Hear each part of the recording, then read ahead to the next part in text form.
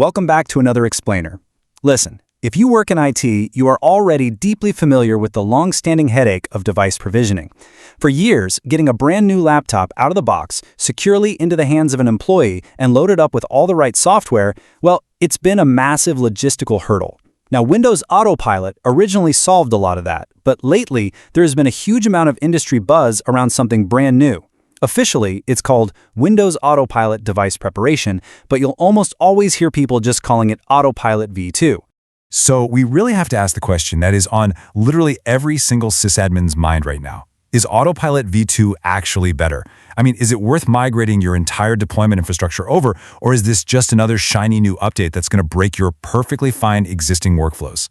Today, we're going to objectively break down this brand new deployment model, look under the hood at the architecture, and figure out exactly what it means for you and your organization.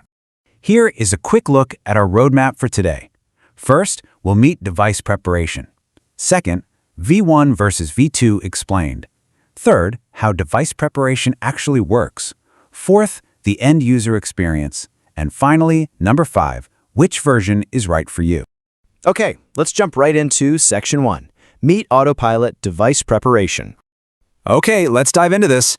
To really appreciate what Microsoft has done here, we kind of need to look at the inciting incident. Customers honestly loved the original Autopilot, but they had some very vocal feedback about how complex and slow it could be. So the result is Autopilot Device Preparation, or V2. It is a totally re-architected cloud-native provisioning solution designed for incredibly rapid Entra join deployments. And here is the absolute kicker, the real game changer. It does all of this without needing hardware hashes. This isn't just a minor patch. It's a fundamental shift focused entirely on cloud-native speed, consistency, and a totally new way of grouping devices on the fly. Moving right along to Section 2, V1 versus V2 explained. Let's put these legacy and modern systems into a direct showdown. Like I mentioned, the absolute biggest change, V1 required you, or your hardware vendor, to collect and upload a hardware hash for every single device before you could do anything. V2 completely eliminates that requirement. Huge relief, right? We also see a massive shift when it comes to app installation. V1 could be really unpredictable. It would try to install multiple apps all at once. V2 fixes that by bringing a highly structured sequence for your MSI, Win32, and other apps. Plus, V2 finally lets you run PowerShell scripts right during the provisioning phase, whereas V1 basically only supported post-enrollment scripts. So, the fundamental architectural shift making all of this possible is the move to just-in-time dynamic grouping, which is officially known as enrollment-time grouping. Basically, instead of pre-registering a device in Intune, V2 just waits for the user to authenticate. The exact moment they log in, the device is instantly added to an Entra ID security group on the fly. It immediately deploys its assigned apps and policies, completely cutting out those awful dynamic group membership delays we used to deal with. And because of these streamlined changes, the performance gains are absolutely incredible. In a live, side-by-side speed test, Legacy Autopilot V1 took about 30 minutes to provision a device. V2 slashed that down to just 10 minutes. That is a massive return on time. Though I suppose it does mean your help desk team gets a significantly shorter coffee break while waiting for deployments to finish. But to get that blazing speed, Microsoft did have to introduce a new constraint. During the out-of-box experience, or OUBE, V2 limits you to deploying a maximum of 10 essential apps. Now you might be wondering, why 10? Well, Microsoft looked at their global telemetry and found that 90% of deployments only actually need 10 or fewer apps to get users productive anyway. So you just pick your critical payload, say Office, VPN, maybe a core line of business app, and the device gets ready incredibly fast. Any remaining apps, they just install silently in the background after the user reaches the desktop. Let's move to Section 3 and see how this builds, how device preparation works. We've talked a lot about the theory, so let's walk through the actual logical workflow when you power on a new machine. Picture this from the device's perspective. Step 1, the device wakes up, connects to Wi-Fi, and the user signs in with their Entra ID corporate credentials. Step 2, that enrollment-time grouping kicks in instantly, adding the device to a predefined security group. Step 3, device preparation officially begins. The laptop securely reaches out to Intune and downloads just those critical apps and PowerShell scripts you selected. And finally, Step 4, once those critical items are successfully installed, the user safely lands right at the desktop, ready to start working. It is a clean, linear, and highly predictable path. Which brings us to Section 4, the end-user experience.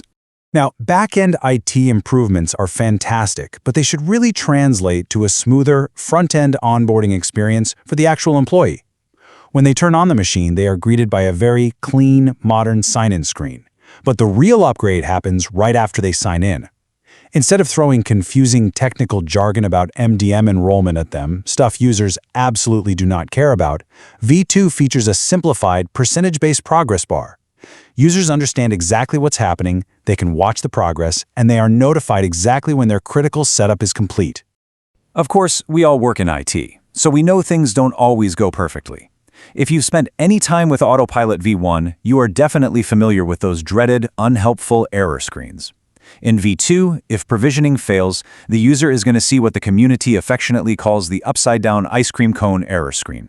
But as legendary as that lore is, the massive upgrade here is actually for you, the admin. V2 provides near real-time deployment reporting in Intune. You can literally go to your Monitor tab and see exactly which app or script failed, practically as it happens, instead of digging blindly through obscure device logs for hours.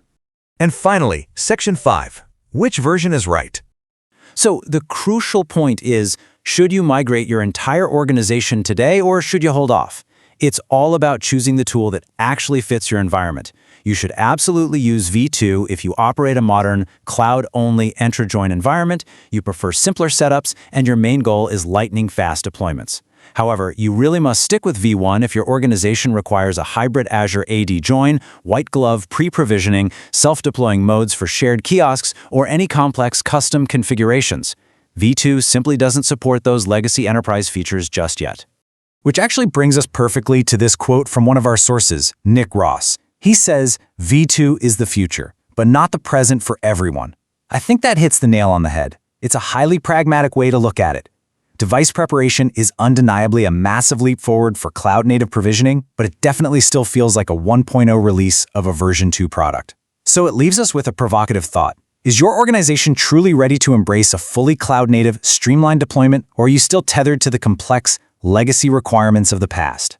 Evaluate your environment, maybe run a pilot test, and decide for yourself. Thank you so much for joining me for this explainer, and keep learning.